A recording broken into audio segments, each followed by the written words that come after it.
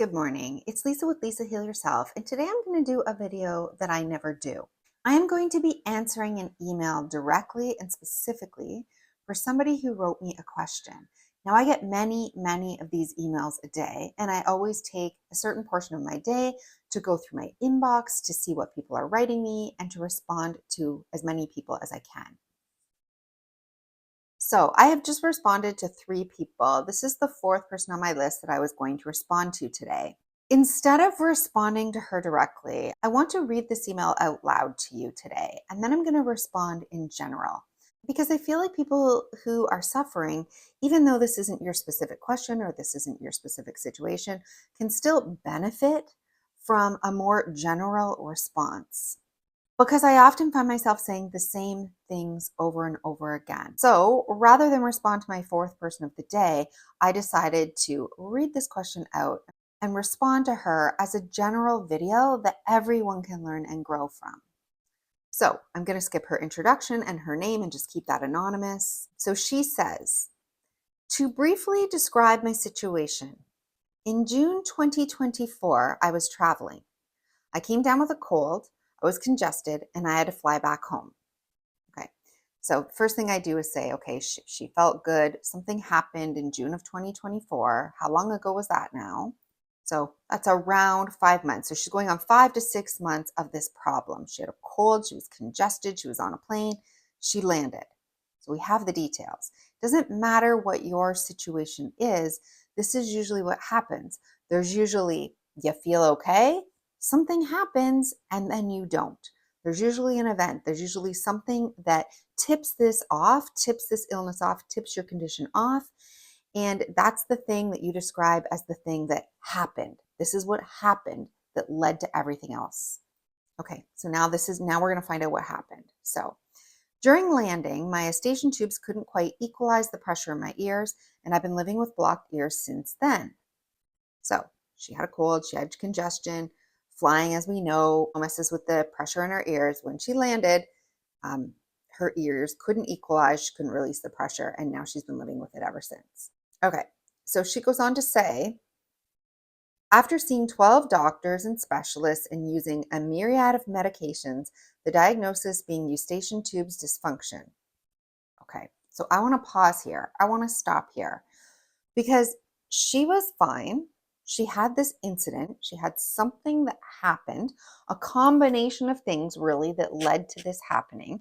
And she went to doctors, she got tested. They obviously didn't know what to do because she had to go see 12 doctors and specialists, right?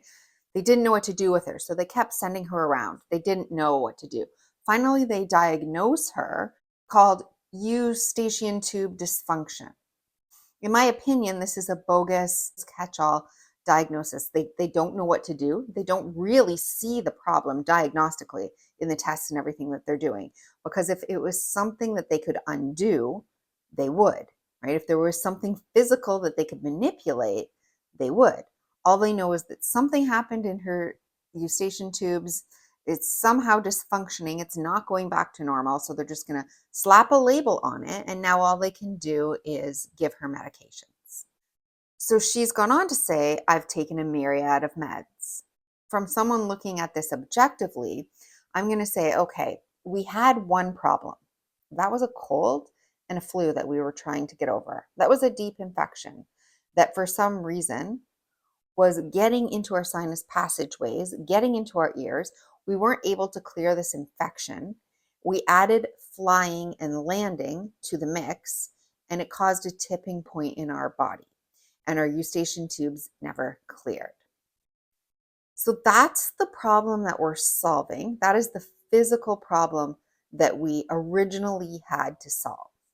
Now, instead of solving that problem, she went to 12 different doctors and specialists to try to solve the problem, of which they didn't find the problem. They couldn't actually tell her what the problem was, except for what she already knew was the problem. And so they start prescribing a bunch of medications. So now enter problem 2. We have a second problem because now we are using medications to try to correct something.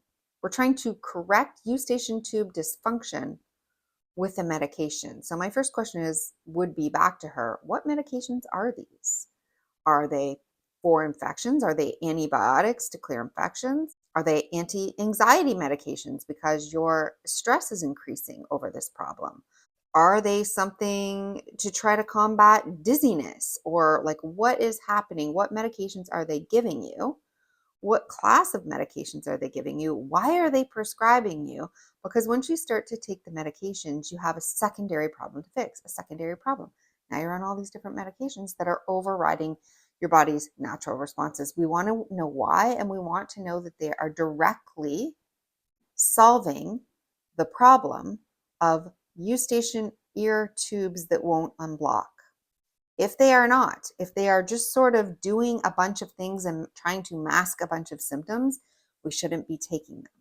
In my opinion, of course, this is not a medical consult. I wouldn't medically advise somebody over the internet or on just an email. However, I would say now we're dealing with two problems. We're dealing with blocked eustachian tubes, and we're dealing with a bunch of random medications to combat symptoms and sensations that are happening in the body. And so now we have the secondary problem that we must deal with, which is all of these things that we've been prescribed and the secondary side effects and things that they're causing. Okay, so let's go on in the email. So she says she got her diagnosis, and this sent me into a deep anxiety and depression, unable to sleep at night and becoming completely dysfunctional, thinking about my blocked ears 24/7 as the symptoms are intense and driving me crazy. So yes, this is what happens when we focus on symptoms, when we're focusing on a problem, when our nervous system determines that there's a problem and we don't know how to solve it. Our body goes into a state of fight or flight because now the nervous system is just continually 24 hours a day alerting you to the problem so that you will solve it. So this is not, her anxiety is not a condition that she needs to treat. Her depression is not a condition that she needs to treat. Her obsessive thinking is not a condition that she needs to treat. Her nervous system is doing exactly what it's meant to do under situations of high intensity stress. When you see danger and a problem that you can't get away from, that you can't outrun or outfight or get away from, your body is going to continually sending you these messages, continually. So the first thing I would do is help the person recognize that they don't have a new condition now. They don't have an anxiety and an obsessive thinking, an obsessive compulsive disorder. They don't have depression. They have a nervous system that is out of balance due to a problem that they can't solve. And since their nervous system's number one job is to keep them safe and keep them out of danger, their nervous system has become hypersensitive to this problem and is going to continue to fire in fight or flight, warning them all day long of the danger. So I would caution them against treating any of these other problems, because once we start getting to treating anxiety and depression and obsessive compulsive thinking, we are now creating problems that don't need to be treated. We're going to be adding medications to solve these problems. And this is how we get a snowball and a spiral of chronic illness that goes on. And then we have to bring back and unwind eventually anyway. So I wouldn't get sidetracked on the secondary problems that aren't the problem. Your nervous system is actually working perfectly. It's doing exactly what it's designed to do. So although these things are uncomfortable, they're not actually problems. So she goes on to say that I've watched all your YouTube videos and understand all of the detailed explanations and different steps toward healing. Okay, but I'm finding it very difficult to apply them since my symptoms are not letting me shift to the person I want to become. So how can I heal my body if it's always in this fight or flight state? I can't even breathe and meditate as I have swollen nasal passages that aren't healing. So she goes on to say, I'm in such a vicious cycle. I don't know how to come out of it. These blocked ears are increasing my anxiety, and the anxiety leads to my ears blocking even more. Bingo, she's got it. She's in a circular, vicious cycle. She's nailed it. This is what's happening. Yes, she is in a vicious cycle, and she actually needs to stop the cycle in order for healing to take place. So then she goes on to say, I'm wondering how your program will help me, as I find it is so difficult to implement different stages of healing. And okay, so she goes on. So, and then she says, I lost 27 pounds in 5 months because I have no appetite and I can't prepare food and eat it. Okay. So when I'm looking at this, I can say, okay, she's lost 27 pounds in the 5 months that this has been happening. The weight loss is not actually a problem. The weight loss is coming from her being in fight or flight all the time. Because when you're in fight or flight, like if you are running from a bear, you're not going to stop and prepare meals and eat them, and you can't even digest anyway, because your system doesn't allow you to do that when you're in a sympathetic dominant state. It's basically firing all the hormones and chemicals that will keep you running to escape the bear. So this is why she's not eating. This is why she's losing the weight, right? It's because she's in a continual state of fight or flight. So that's just confirmation that we understand what the problem is. And she even says it herself. Her anxiety is feeding back into her ears. And then when she's thinking about the ears, it's feeding back into her anxiety. So she's trapped in this circular loop pattern. And she wonders how my program is going to help her because she can't move out of the fight or flight state. So how could she possibly implement anything that is going to help her heal? So that's what we're going to address right here, right now, because many of you, even though your situation is different, are asking the same types of questions. You're asking similar types of questions. The first thing I would say was the way I've designed my program is to first go through the foundations of health. Then we go through advanced healing protocols. Then we go through the nervous system regulation. Then we move on to the mind body, where we look at deeply at emotions. And then we work with the metaphysical laws and attracting what it is that we want and holding states, how we create the new health and the new life that we want. So this is how we go through it. And we do it in this order for a very specific reason. Is because first we need to look at the foundations of her life, of health. What is she doing and what is she giving her body that is either leading to a state of health or a state of dysregulation and disease? So we want to really dial in all the basics, from sleep to exercise to water to like every single basic function that your body needs to thrive in good health. We want to make sure that all of that is dialed in. This needs to be dialed in whether she's suffering with the specific problem or not. Because when everything is dialed in on the foundations, we don't get as many of these specific problems. Our body runs optimally, it functions properly. So that's the very first thing that we do, even though she's caught up in the, yes, but I just have one problem. It's just one problem. It's never just one problem. It's a lifestyle. It's all of these foundations that have gotten out of whack, gotten out of balance, that led to these problems. That was the tipping point for the illness, for what she's going through right now. So we always reverse engineer this, and we go back and we dial in the foundations. And then we want to look specifically at advanced healing protocols, because if there's something specific and physical that we need to address, we don't want to miss it. We don't want to miss it.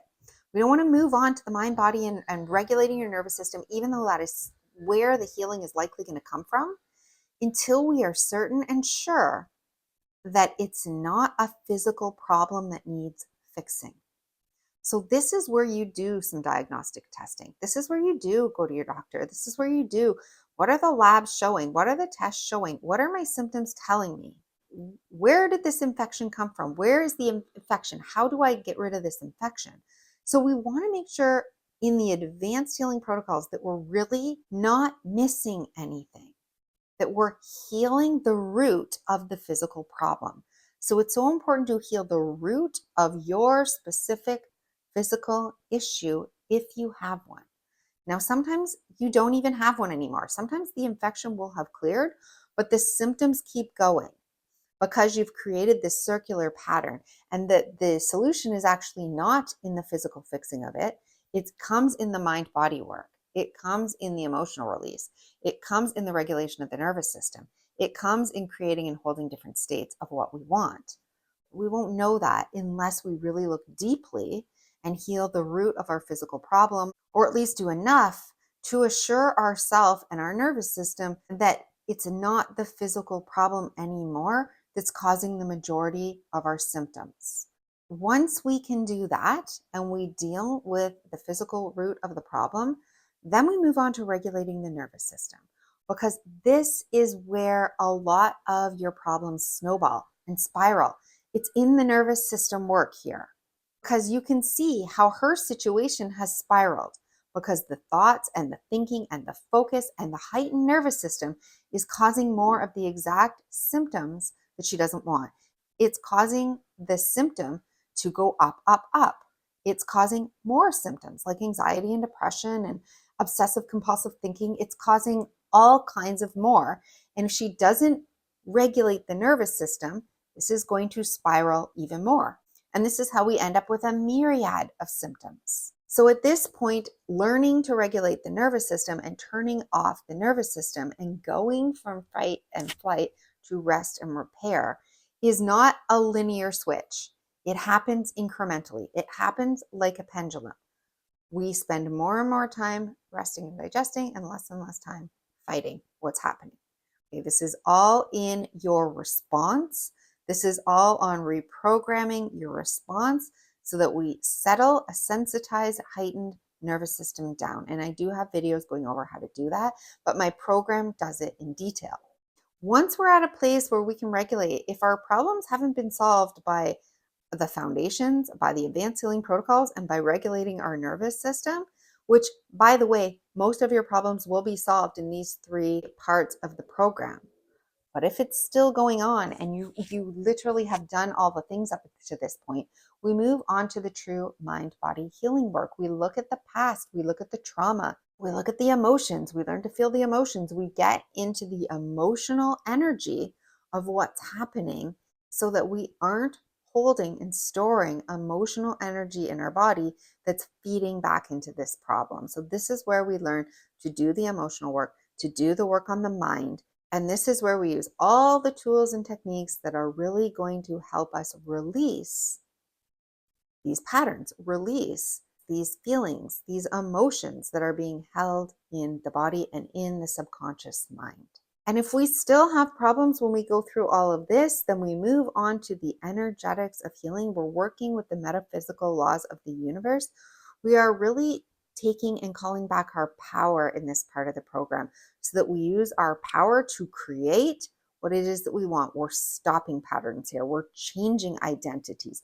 We're changing who it is that we are, our beliefs, everything, so that we can redirect, so that we can almost become a different person who isn't sick anymore. We have to take apart all of the old programs and identities and beliefs that are keeping us living this pattern and living this life over and over when it's not what we want. We learn how to shift into the reality that we do by changing who it is that we are at a fundamental level.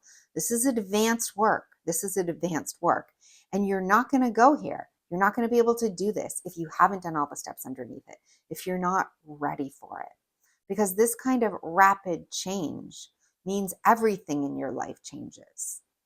This is where real change occurs. This is where all the unconscious and subconscious identities and patterns shift and break.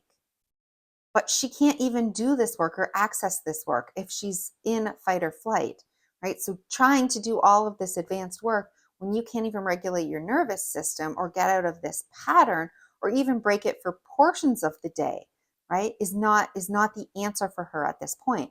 That's why we go through the program in a systematic way, because we want to make sure that we're not missing things and that each step that we do builds on the next. At this point in my email, I would let her know that she doesn't have to take my program to heal, that healing is not coming from my program, but in my program, I have wisdom that I've learned over the decade of all the different things that I did. And so I can explain it to you and take you through a system in which you can apply all of this to your own life and your situation. So hopefully it doesn't take you as long as it took me. So I would recommend, it's up to her whether she wants to do the program or not, that the program would be helpful, because it's going to start at the beginning and go to the end. It's going to go through everything that you need to know to heal. But if you're really caught up in a quick fix for your eustachian tubes, if you're in this mentality like, I have to stop it now, that is just leading to more nervous system dysregulation. So the faster she gets on board with, this is going to be a process. It's going to be a process. I'm not going to find a magic pill or a magic answer. And so my job is going to be to systematically settle my nervous system, systematically learn to respond and react differently to the symptoms that are happening, and then go about the process of healing so that my body can heal itself, can heal the problem that it created in the first place. And I'm not going to keep running to doctors and taking different medications and adding and spiraling and snowballing the problem, right? And so I would remind her at this point that she absolutely can heal, that this isn't a life sentence. And even though these symptoms are scary and they're draining her and they're causing her a lot of emotional and physical suffering, that all of this can be healed. All of this can be reversed. And it's true for your situation too. It's not only true for her, it's true for you too. So, to the lady who wrote me this email, I have great sympathy for you. These stories break my heart. I know how scared you are. I know how alone you feel. I know how desperate you feel. I know you are reaching and grabbing to try to find that quick fix and the magic answer. But the truth of it is, the magic answer is going to come when you settle things down, you react and respond differently, you start to call back your own power, you systematically go about fixing the foundations of your life and making sure that your body's getting what it needs. We look at any lingering infections that may need to be healed, and we get out of the way so that the body can regulate, so that your ears can regulate. We may need some specific tools that we try, but the fear is keeping this going for you. The fear is increasing the symptoms. The fear is keeping the problem where it is. It's the fear that needs to be addressed more than anything when I read this person's email.